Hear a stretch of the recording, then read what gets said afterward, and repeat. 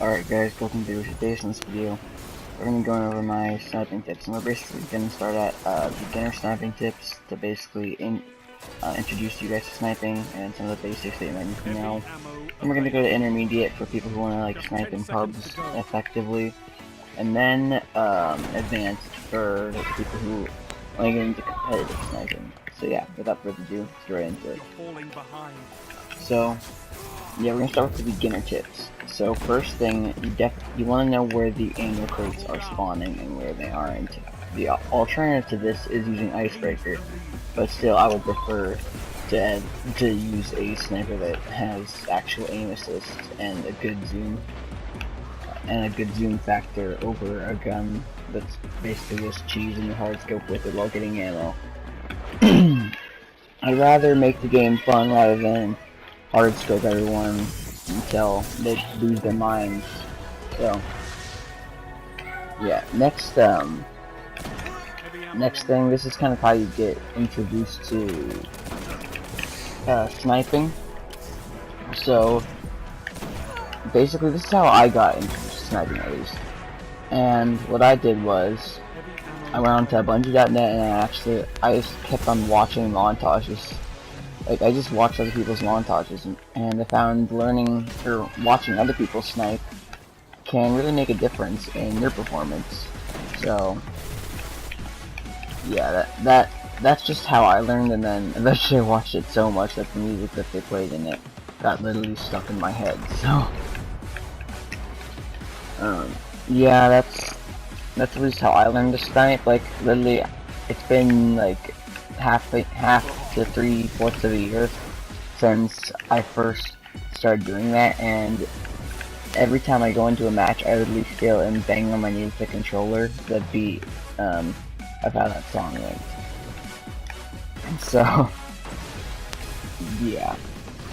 Now for scopes, the best scopes are the ones that are more low zoom. So you're gonna find scopes like short gaze and ambush, and maybe the long through 10 to be pretty effective. They're probably the best scopes, at least in my opinion. So at least if you want to get into sniping more, those are probably the best ones to go with. Pretty much all the other ones are a little bit over ranged. I mean, you could probably get away with using a Taxis. That's an okay scope. Next, I would recommend using a sniper that has, or at least starting out with a sniper rifle that has low aim assist, and just kind of like trying around with it. Like basically just use like No Land Beyond, get some rare sniper rifle, and just run around in matches with that. And then later you can go to something like 1,000 Yard or Her Benevolence or a longbow or a LDR or something like that that has relatively high aim assist. And then you'll find yourself doing amazing with those things that have high aim assist, because you're used to sniping with things that really don't support a normal shot. I mean, they really don't help you with your shot at all. All they really do is just kind of like, they don't really help at all, basically. If you have aim assist, it's helping you land all your shots. So yeah, starting out with a low aim assist and then working your way up is one tip that I have for beginners. Alright, now moving on to more intermediate tips. So we're going to be talking about like ways to shoot, like types of ways to aim. So we're going to start out with number one, and the most painful and sad of all, the hard scope. For those of you who don't know what a hard scope is, you've probably done it before if you used a sniper. You basically just stay in your scope, and then like how I just did there. I was hard scoping there. I zoom in, then I descope to see my radar like a bunch of times, descope and then scope back in, like that. And it's like sit in my scope. That's how you hard scope. So yeah, that's next is like the quick scope. We're gonna get into some of the things that like impress people from montages and stuff. So quick scopes are basically where you scope in really quick and shoot and get a kill. It's very self-explanatory. No scopes, again, self-explanatory. You don't have a scope, you just shoot and you get a kill. So, no zooming in. And then there's black scopes, which are kind of like you're about to zoom in, but you fire like between you zooming in and not. So yeah, that's the difference between all of them. In the background, you can hear me begging for a montage clip because of how bad I am with this. But now we're going to be talking about exotic snipers and snipers to use. So one thing that I found is really fun is kind of getting a signature sniper, like one that you specifically love to use, one that you main. I know some guys who like to use Hereafter more than any others. I know some guys like to use the Meteor.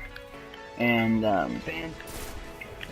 I know some guys who pretty much exclusively use Nowhere and Beyond. In fact, a friend of mine, LittleGun77, he pretty much exclusively uses Nowhere and Beyond in everything he does. I'm not even kidding. Literally everything. Like, you could be playing the Thrall Maze in Kurdistan and he's still using that gun, so... Yeah, people take snipers pretty seriously when they have one with their main. And then Icebreaker, a lot of people land that one because it's like one of the best snipers right now. And then yeah, there's not too many exotic snipers. I believe the last one is Patience and Time, and it's not too terrible. It's just it zooms in like way far. So some of the more popular snipers that people like main, we have 1,000 Yard Stare, Her Benevolence. I mean, these are legendaries. Longview. I mean, sorry, not Longbow, and LDR. Sorry, I've been feeling a little sick.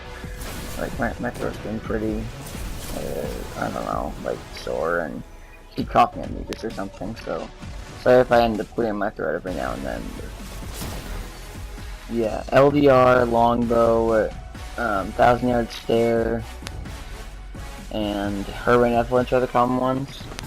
And yeah, that's pretty much all the intermediate tips I have. There's not much else except like get used to your favorite sniper, which I kind of already talked about, so you can kind of improve on your target acquisition. And I already talked a little bit about that in tips for beginners too. So now, moving on. So for the advanced tips, we're gonna start. Well, at least these are kind of like from a sweaty or quote-unquote competitive Destiny like standpoint or whatever. So there's one sniper rifle that a lot of people like to use. If you guys don't have a valuable sniper rifle and you keep grinding for legendary marks and buying special engrams and you can't seem to get your hands on a valuable sniper. In fact, the clip that you just saw there actually has one. The Her Benevolence is a great sniper rifle to use, and if you don't know how to get the sniper rifle, you get it from doing the Year 1 level 28 Prison of Elders. And what you can do is you can re-roll this gun at the gunsmith. So you go to the gunsmith, you equip this weapon, and he will allow you to re-roll. So put different customized, well, not really customized, but like random rolls on it. So basically roll the dice over again on the gun. So that's one of the reasons that it's such a popular sniper. So yeah, getting a good roll on your sniper. The best rolls probably I would say are not necessarily Outlaw, but it's okay. But then Firefly, Hidden Hand,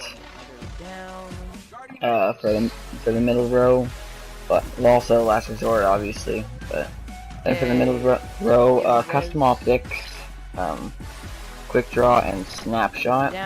Those are probably all the best rows in the middle. But yeah, also when you get a snipe, do not like get greedy for montage clips unless you're specifically going for them. So Demetrius made a video on that called Sniper Syndrome. But next, we're gonna be talking about like some patterns on scopes, just some like advanced stats to scopes. So short gaze and long view both add quite a lot of aim assist. Well, short gaze doesn't add so much, but it adds a little bit. Damage actually subtracts aim assist, but it handles quite well. So Yeah, that's one thing about some of those scopes that are more popular. And now let's talk about flinch on scopes. So the traditional flinch for a sniper would be the reticle is just kind of like bouncing everywhere, and sometimes the barrel will like bounce up along with the reticle. So that's like the flinch that happens on most sniper rifles, but there are a few sniper rifles that bypass that. Starting with the No Land Beyond, only the barrel flinched up for a while, and not the reticle, but that was kind of patched, and now your entire screen shakes. So, but honestly, it's a lot easier to manage than a regular sniper rifle's flinch. So, and then Ambush also has another one. Instead of flinching all over the place, it actually like only flinches down. And then another scope, which I forgot to mention earlier because it's kind of like it's a very strange scope. It's called the View Tac, but people call it the iPad scope because that's kind of what it is. So yeah, it doesn't really flinch much at all. Like the flinch is barely noticeable on it. So that's one thing about that scope. Next, we're gonna kind of go talk a little bit about what I kind of touched on earlier, called sniper syndrome. At least that's what Sirius calls it. So basically, let's say you get like a no scope with your well, you're running no land sidearm and you're getting no scope with no land. Does that mean that you never use your sidearm again in the entire match? Well, no. You can't just run around using only a sniper. Not everything you do is going to be an insane clip. People have to just accept that they're not going to get clips every single time they have a sniper rifle. Maybe you can go for clips a ton once you master sniping, but for now, I wouldn't be doing that. Especially during competitive games when your team is relying on you to play smart and play with them. It's kind of, you can't really afford to just run off on your own and try and get a bunch of clips. Well, yeah, I hope you guys enjoyed the video, and remember to like and subscribe if you did enjoy the video, and if you want to help my channel and support it.